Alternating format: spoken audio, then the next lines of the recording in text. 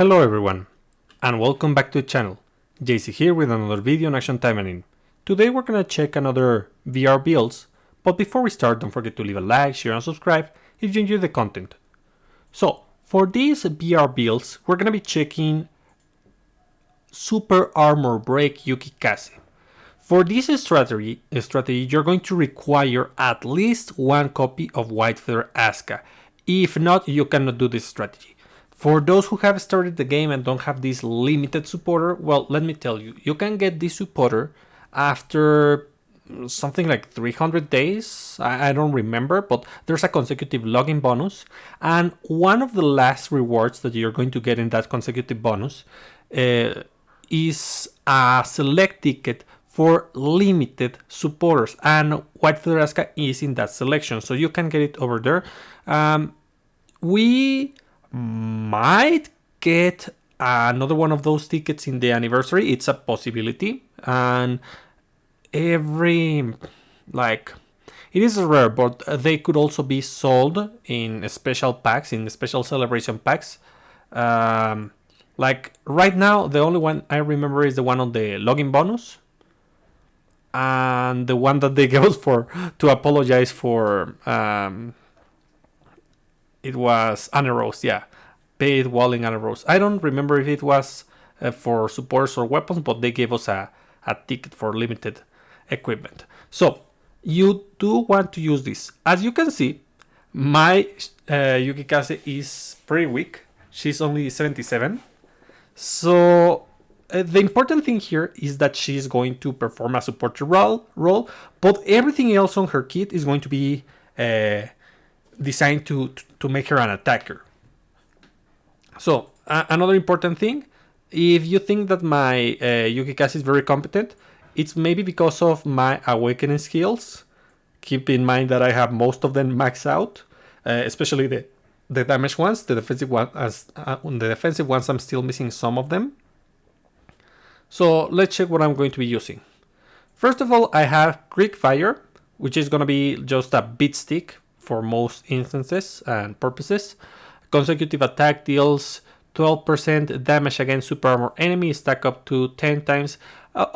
Okay, this is terrible for this specific strategy because I'm supposed to break the super armor. But, I mean, it works. Removal stacks when super armor is destroyed and increases skill damage by 12% per stack. Okay, so yeah, like, it is usable, I guess. It's a bit stick. This one, it's here because it's 5 out of 5, but it is not enchanted. This one is enchanted to plus 11. As you can see, Yukikaze is pretty weak in this account. In my account, I have Anti-Demon Magatamas.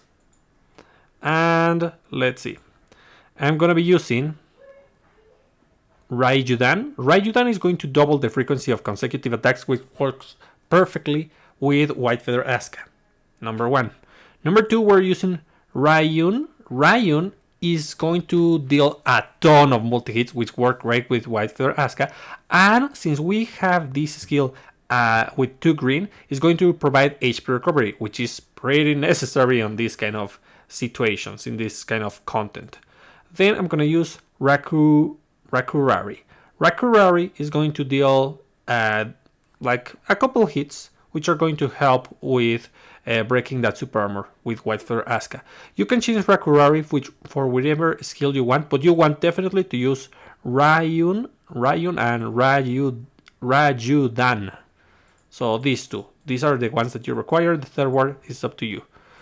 So, we have White Feather Asuka. Yukikaze is suppressed, so that means that she's going to receive the suppressed character damage deal increase. In this case, it's 24%, which is nice. And the important effect is this one. Skill attack removes super armor at a 10% chance, immediately restoring 6% of lost HP.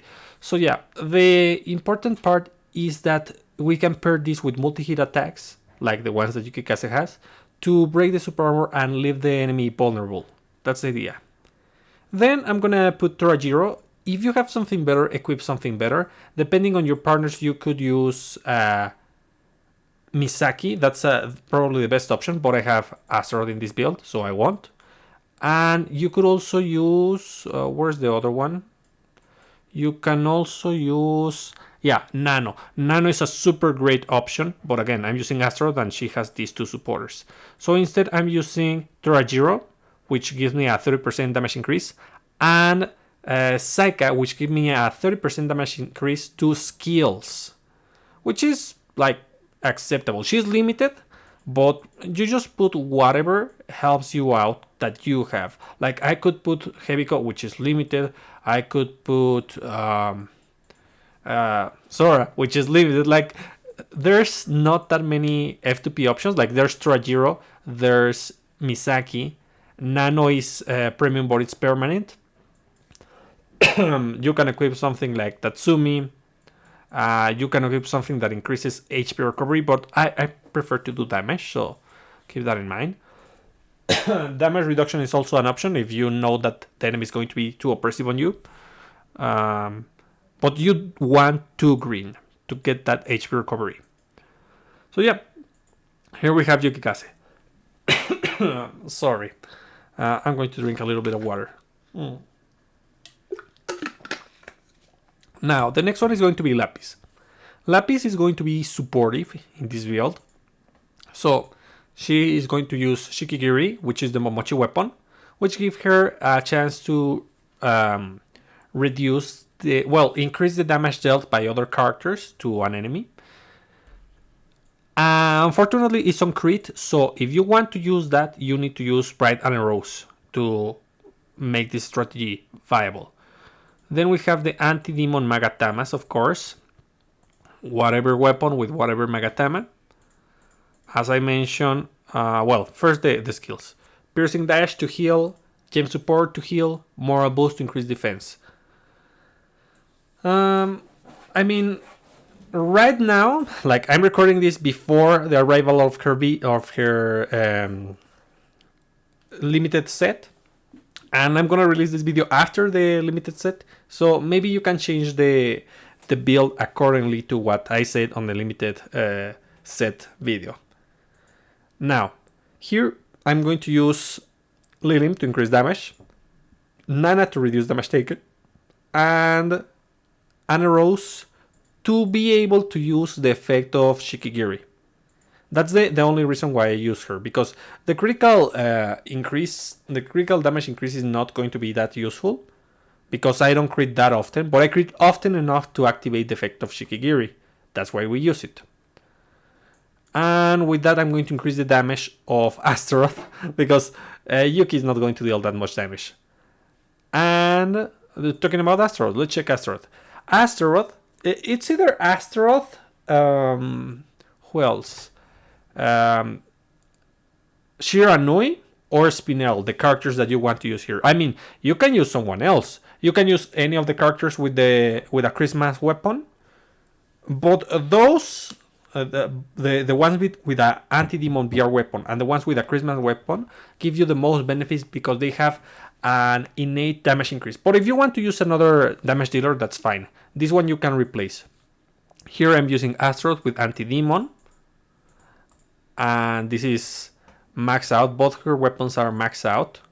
Whatever Magatamas. She's gonna go green. So I'm gonna use Serpent Blaze and Lava Serpent. Serpent Blaze is really, really good against Queen Arachne. If it was another kind of enemy, maybe I wouldn't use Serpent Blaze. I would use something different. Here I'm using Dark Sun Astaroth, Nano, and Misaki. And yeah, let's check how good this is. Like, supposedly my Yukikaze is going to be another attacker, but right now, due to the level and stats and enchantment, she's not going to deal that much damage. She's more of a supporter. In fact, it would be better if I gave her defensive Magatamas, if I gave her supporters that give some other kind of benefit, like debuff. Maybe using New Year Heaviko would be great. But as you can see, she's really, really good at breaking that super armor.